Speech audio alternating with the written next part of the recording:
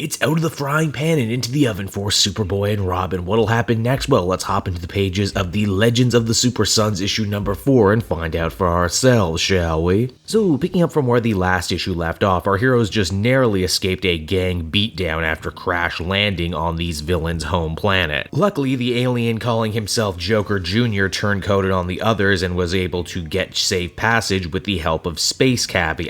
Good old wholesome Space Cappy. He hasn't been outmoded by Space Uber just yet. The crazy part is Lex Luthor and the rest of the villains don't even bother giving chase after Jon and Damian. They figure, meh, we got our hypercube, which is all we wanted anyway ever since Manchester Black told us about it. It's only a matter of time before they go back to Earth, and with the amazing power we're going to unlock from this thing, we're just going to take over Earth anyway. That way Rex can finally live his psychotic dream of humbling Lex Luthor, the man who inspired him, so Lex will want to be his sidekick.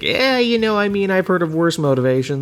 Now over with Superboy and Robin, things are only getting worse for our young heroes. Jon had been split a couple issues back into a red and blue variant. You see, up until now, the two had actually been sharing everything the other one felt, but now Blue is hurt, very well dying, and taking all the pain for both of them. Which just really sticks in old sour Damian's craw that even when he's split, Superboy is still an awe-inspiring hero. Now, Space Cappy takes a wrong turn through the wrong wormhole and ends up crash landing on a planet, which strangely enough not only has a breathable atmosphere, but also a creepy old Victorian house on the hill. Cappy tells Damian and the boys to check the house out to see if there's a communicator or anything that would allow them to get the shit back online. Unfortunately, Joker Jr. gets a little antsy. He just barely survived murder at the hands of his old compatriots, and he's not sticking around to wait for anything to happen. He wants out now. The house, no surprise, is a haunted house of horrors, one that is not without its own fringe benefits, though. Jon magically seems to refuse himself. Or perhaps this isn't the real Jon, perhaps he was swapped out with some sort of evil demonic doppelganger, who's to say. Now at first I thought this place could have been the House of Secrets or maybe the House of Mysteries. After all, those were two old DC horror anthologies that later got reintroduced as actual places in the main continuity. To my eternal surprise though, the house ends up talking to the boys and says that it is the House of Mysterious Secrets. Oh, so it's both and neither all at the same time. How cute. But what else does this house have going for it outside, the odd occasional death trap or monster? Well, as the comic winds down, the boys end up coming face to face with older versions of themselves. Oh, would you look at that? They both grew up, put on a couple pounds, and also never changed their clothes in the last 20 years. This is frightening, isn't it? So, that was Adventures of the Super Sons issue number 4, everybody, and while I did enjoy it, I don't really know what to make of it either. I figured this 12-issue maxi series would be following one storyline. Then again, I also gotta assume that this book is basically just everything Tomasi had left to write on Super Sons before they decided they were going to derail the whole thing by moving Jon and Robin into different directions. So maybe this is the kind of awkward middle child of the stories where they try and do everything they can to make it all connect, even though maybe it wasn't supposed to all connect at one point. I do like the genre stew we got going on here. We got science fiction and we got horror all together. The Super Sons can do it all. Ultimately, I feel comfortable giving this one a 7 out of 10. Pretty enjoyable, but not my favorite from this run. Hey there everyone, it's your old pal Cape Joel again. Thank you so much for watching to the end of the video. I hope you enjoyed it, and if you did,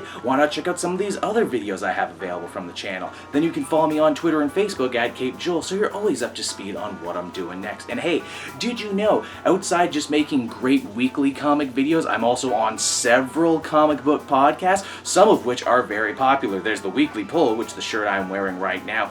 That one goes every other Tuesday. Then there's the Elseworlds Exchange over on the Comic Pop channel. That's every Wednesday around 3 to 5, give or take. And then how could I possibly forget the Comic Multiverse, the show hosted by myself and Matt of Fortress of Solitude. That one goes live on this channel every Wednesday at 8, and also SoundCloud and iTunes later on. Be sure to check out and subscribe to those if you haven't already. I assure you, you won't be mistaken.